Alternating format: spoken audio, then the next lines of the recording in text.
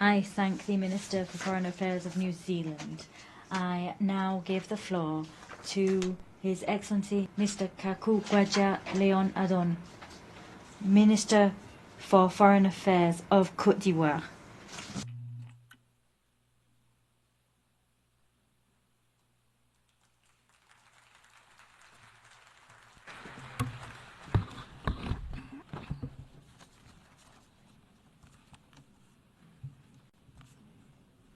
Madame Annalena Baerbock. President of the General Assembly, Ms. Annalena Baerbock. Excellencies, Heads of State and Government. Mr. Antonio Guterres, United Nations Secretary General. Excellencies, ladies and gentlemen. At the outset, I would like to extend to you the warm greetings of Côte d'Ivoire on the occasion of this session as we mark the 80th anniversary of our common organization, the United Nations. Madam President, Ms. Annalena Baerbock, we'd like to extend to you our warm congratulations on your stellar election to lead this important session. Rest assured, you have Côte d'Ivoire's full support as you fulfill your mission. I'd also like to pay a glowing tribute to your predecessor, Mr. Philemon Yang. We congratulate him on the high caliber of the work he conducted throughout his term. I would like to extend our greetings in particular to Mr. Antonio Guterres, the Secretary General, for his commitment to the ideals of our organization. As we celebrate 8 decades of achievements of our noble organization in the service of our nations, our recognition also extends to the UN's founding fathers, to successive Secretary Generals, and all staff who selflessly served our organization, sometimes paying with their lives. My country would like to use this very special occasion, which brings us together, to honor the memory of 2 illustrious sons of the African continent, Secretary Generals Boutros Boutros-Ghali and Kofi Annan. Their actions radically transformed the United Nations at a pivotal moment in its history. Madam President, Excellencies, ladies and gentlemen, this session is without a doubt a decisive moment in the history of our organization, 8 decades after it was established with a view to enthroning peace and security in our world and promoting economic and social progress of our nations. Thus, we celebrate a world forged by the paths our countries have traveled within the United Nations, as well as the resilience of our organization, which has lived through turbulent times in its history. For this very reason, Côte d'Ivoire would like to commend the relevance of the theme chosen for this year at a time when the international political architecture is undergoing serious upheaval, which is hitting our organization very hard. Ever since it was established in 1945, the United Nations, propelled by the faith of its member states in multilateralism and international solidarity, as well as their determination to build a better world than that was bequeathed to them by the Second World War, well, the organization has managed to make great progress in discharging its mandate. Against this backdrop, the United Nations shaped the fates of many people and countries by contributing to them acceding to independence and international sovereignty. The United Nations also went to great lengths for 8 decades now, to shield our planet from any new global conflict, as well as from any recourse to nuclear weapons. My country applauds the essential action and the crucial role of the United Nations and regional partners as regards the prevention and peaceful settlement of disputes, as well as the deployment of peacekeeping and peace-building operations. In a similar fashion, Côte d'Ivoire welcomes the fact that it has been able to contribute to various UN missions over the last few years. We are also proud to be a party to most chemical, biological, and nuclear ban and elimination treaties. At a time when conflicts and disputes have not abated, the United Nations have constantly been the best framework for our common efforts aimed at peace and security. The commitments helped us to prevent and to circumscribe many a conflict. Nonetheless, they didn't always produce the expected results, nor did they always prevent tragedies. I'm referring in particular to the genocide of the Tutsis in Rwanda between April and July 1994, which left an indelible impression on humanity. And I'd like to recall the pressing need to work together against all forms of conflicts and armed crises. President, ladies and gentlemen, as regards development and social progress, the United Nations rallied all partners behind vast initiatives aimed at supporting developing countries. This unswerving, multifaceted support from the United Nations helped many countries to establish their vital social sectors, education, health, and to accelerate the fight against poverty, hunger, global warming, and the various inequalities which sap their progress. Furthermore, in keeping with the mobilization promoted by the United Nations, decades of commitments on the part of the Bretton Woods institutions, the World Bank, and the IMF have broadened the spectrum of resources being funneled to the development of our countries. My country, Côte d'Ivoire, welcomes important initiatives launched by the United Nations, in particular, the International Development Decades, the Millennium Development Goals, the Sustainable Development Goals, and the Paris Agreement covering climate change. In a similar vein, Côte d'Ivoire applauds the multifaceted humanitarian activities of the United Nations, which regularly save thousands of lives in instances of natural disasters and conflicts affecting many countries. Indeed, thanks to its specialized agencies, in particular the WFP, the HCR, the WHO, UNICEF, and OCHA, the United Nations remains the best structured, most universal global humanitarian assistance actor, a powerful symbol of international solidarity, that advocated for by the UN Charter. Decades of action, that's what we're celebrating throughout this session.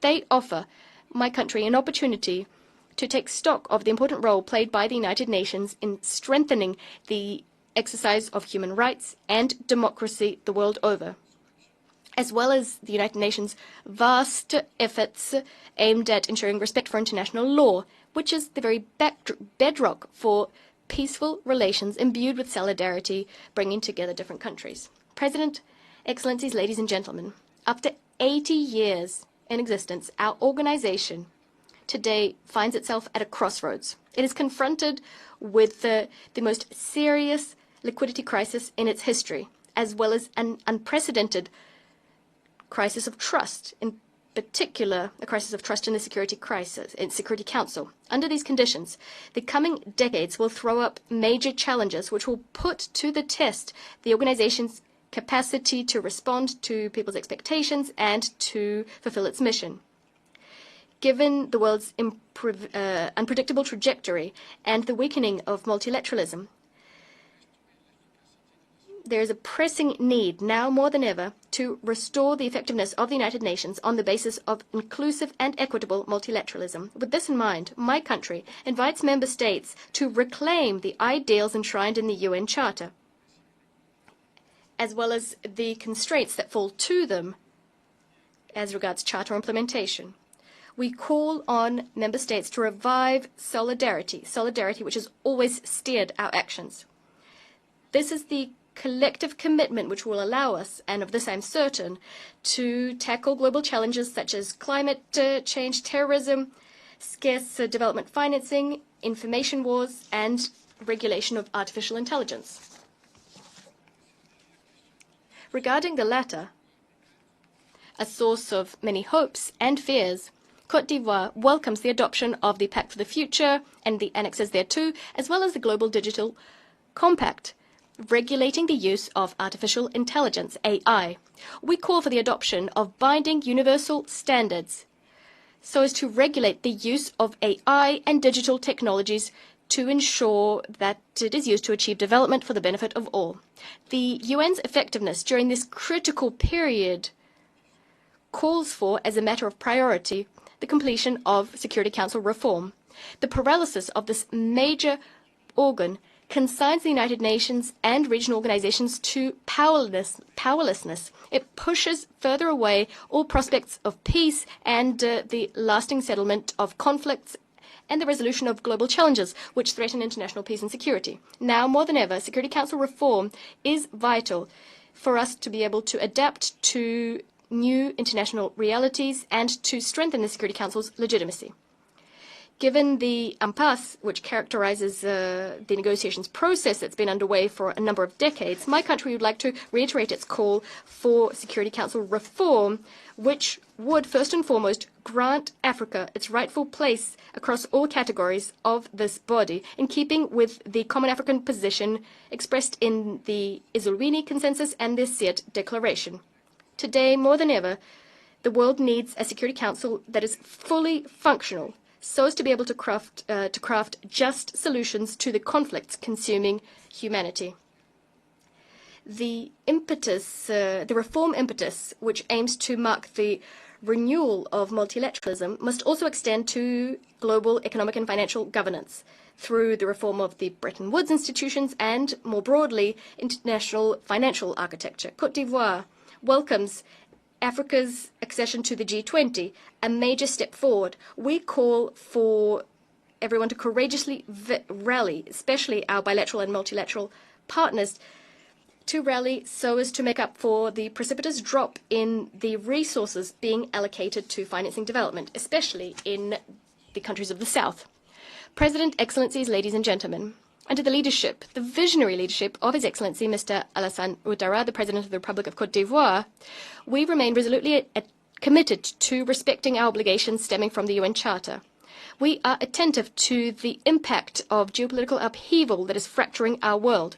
Despite this downcast international context, Ivorians are tirelessly continuing their efforts so as to complete the process of building a stable, inclusive, resilient, and prosperous nation. On this note, my country would like to once again express its recognition and gratitude to the United Nations, which, thanks to the United Nations operation in Côte d'Ivoire, UNOSI, contributed to the restoration of peace after a decade of socio-political crisis in my country. On security, Côte d'Ivoire is currently a secure country. Today, we are welcoming, under decent conditions of dignity, thousands of people who are fleeing terrorist attacks in the Sahel region. Turning now to the economy. My country's GDP growth is dynamic. The Alassane Ouattara government is taking action to accelerate the structural economic transformation of my country, making Côte d'Ivoire more competitive, equitable, and inclusive.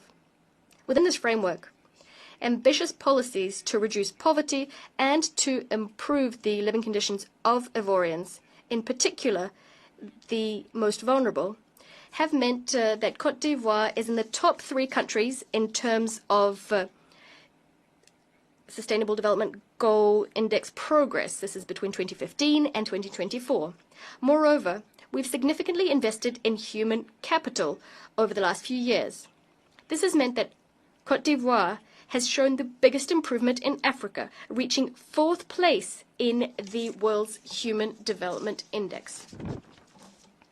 Our political environment is peaceful thanks to the dialogue that the government has been continuously promoting since 2011, as well as thanks to large-scale reforms modernizing our political life, thanks to which political parties and our civil society are freely conducting their work throughout our territory.